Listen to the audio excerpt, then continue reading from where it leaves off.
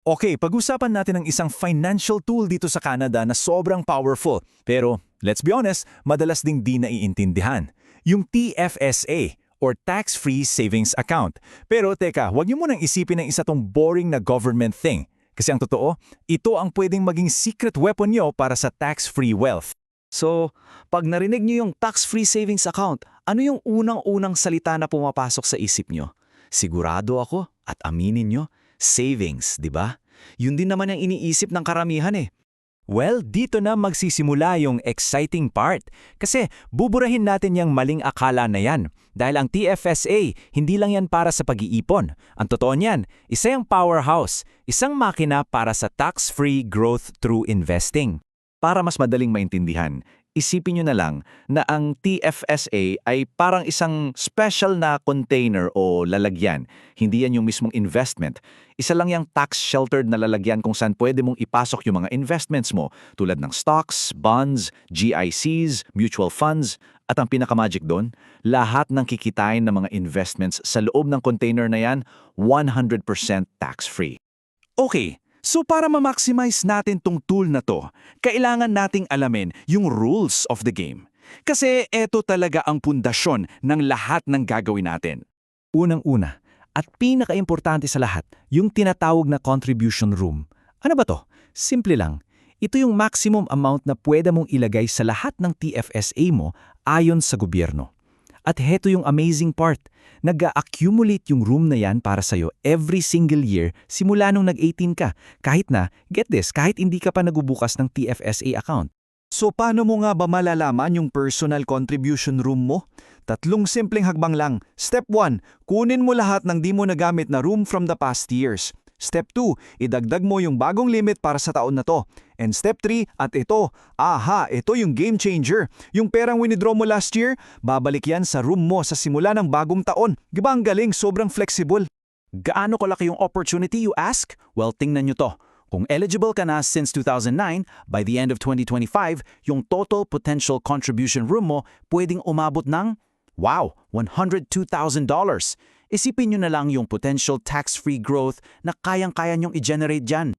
Alright, so alam na natin yung rules. Clear na yan. Ngayon naman, yung strategy. Paano natin pagtatrabahuin yung pera para sa atin? At ang susi dyan ay yung pag-alam mo sa risk tolerance mo. In other words, gaano ka ba kakomportable sa mga ups and downs ng market? Kasi aminin natin, may mga ganyang moments. And you know what's interesting? Hindi yan fixed. Pwedeng magbago yan habang tumatagal at nagbabago rin ang buhay natin. Tingnan natin yung dalawang classic examples. Kung mas bata ka, yung number one advantage mo ay oras. So kaya mong mag-take ng mas maraming risk, mag-focus sa high growth potential. On the other hand, kung malapit ka nang mag-retire, syempre, yung priority mo is to protect yung pinaghirapan mo. So mas focus ka sa capital preservation. See? Walang tama o mali.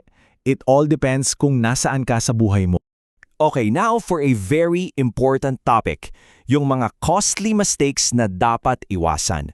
Kasi, ang tag-iwas sa mga pagkakamaling to ay kasing halaga kung hindi man mas mahalaga pa sa pagpili ng perfect investment. Isa sa mga pinaka-common na pagkakamali, yung tinatawag na transfer trap.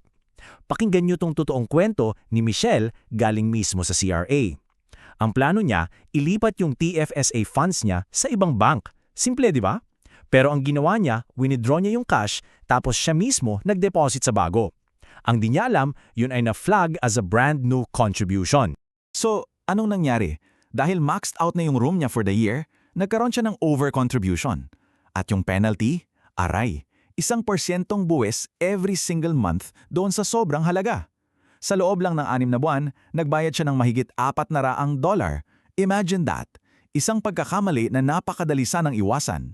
So please remember this, ito yung pinakamahalagang takeaway dito. Pag maglilipat kayo ng TFSA, never, ever withdraw the cash yourself.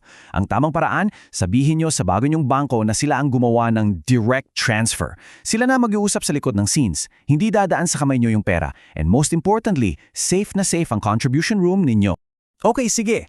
Pinag-usapan na natin ang rules, ang strategies at yung mga dapat iwasan.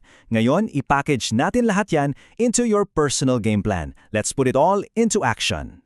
Okay, kung may 5 bagay lang kayong matatandaan sa buong usapan natin, please, sana ito yun. Number 1, tandaan, ang TFSA ay para sa investing, hindi lang savings. Number 2, always know your room. Check your CRA My account online. 3, pag maglilipat, direct transfer lang. Huwag nang dumaan sa iba. 4, let your goals guide your strategy. At 5, at ito na siguro ang pinaka-importante, the best time to start is now. Hayaan yung gumana yung magic ng tax-free compounding. So ayan, inilatag na natin yung mapa. Yung susunod na hakbang, yan na ang magdedefine ng financial future nyo. Nasa kamay nyo na yung power. Pero syempre, di nyo kailangan gawin to mag-isa. Kung kailangan nyo ng tulong para makabuo ng isang strategy na para talaga sa'yo, napakahalaga ng gabay ng isang expert. At para dyan, pwede kayong kumonsulta sa mga professionals tulad ng team sa Muneres Financial Services. Nandyan yung contact information nila. Tandaan nyo, yung susunod nyong hakbang ang pwedeng magbago ng lahat. Siguraduhin nyong tama ang simula nyo.